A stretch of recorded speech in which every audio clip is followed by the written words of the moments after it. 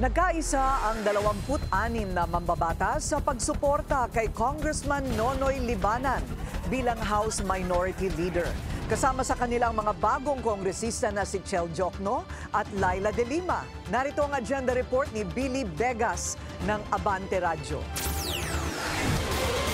Kung numero ang pagbabasihan, tapos na ang laban kung sino ang House Minority Leader sa 20th Congress. 26 na raw kasi ang lumagda sa isang manifesto of support para kay 4-piece party list Representative Marcelino Nonoy Libanan. Kabilang dyan ang mga kaalyado ng Liberal Party na sila former Senator Laila De Lima at human rights lawyer Chel Jokno. July 3, that's last week, we attended what I understand to be the second meeting of the minority bloc. And in that meeting, among those na mga nagawa namin, we actually signed a statement of support for Congressman Marcelino Nonoy Libanan as a minority leader. Nang tanungin kung bakit si Libanan ang kanilang napili, We realize that since bago kami, so we need first to see how he handles things at baka naman he's an ideal minority leader. ayon kay De Lima, nasa 17 kongresista ang dumalo sa pulong. Pero ang kanyang alam, hindi bababa sa 30 ang inaasahang bilang ng mga miyembro ng minority bloc. Definitely as minority bloc, we will be fiscalizer.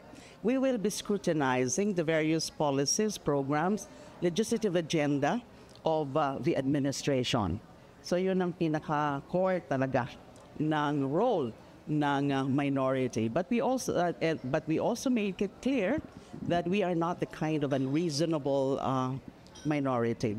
In other words, we're not going to be obstructionists. Ayon naman kay Chel Jokno, sumama sila sa minority bloc dahil ito ang paraan para ipaglaban ang kapakanan ng mga ordinaryong Pilipino. Lahat ng mga pangangailangan ng mga ordinaryong mamamayan na may listahan na po kami ng aming ihahain ng mga bills at sana rin titignan ng mga issue na nakakaapekto sa kapakanan ng lahat ng mga Pilipino. Kasama rin sa mga lumagda sa manifesto ang mga kongresista ng Makabayan Bloc at si Bukidnon Representative Audrey Subiri, asawa ni Senator Mig Subiri. Bago ito, naglabas din ng manifesto of support ang supermajority bloc ng Kamara na nilagdaan ng 283 kongresista para suportahan ang pananatili ni late Representative Martin Romualdez bilang House Speaker. Mayroong kabuoang 317 miyembro ng Kamara ngayon sa ika-20 Kongreso. Para sa agenda, ako si Billy Vegas, Abante Radyo.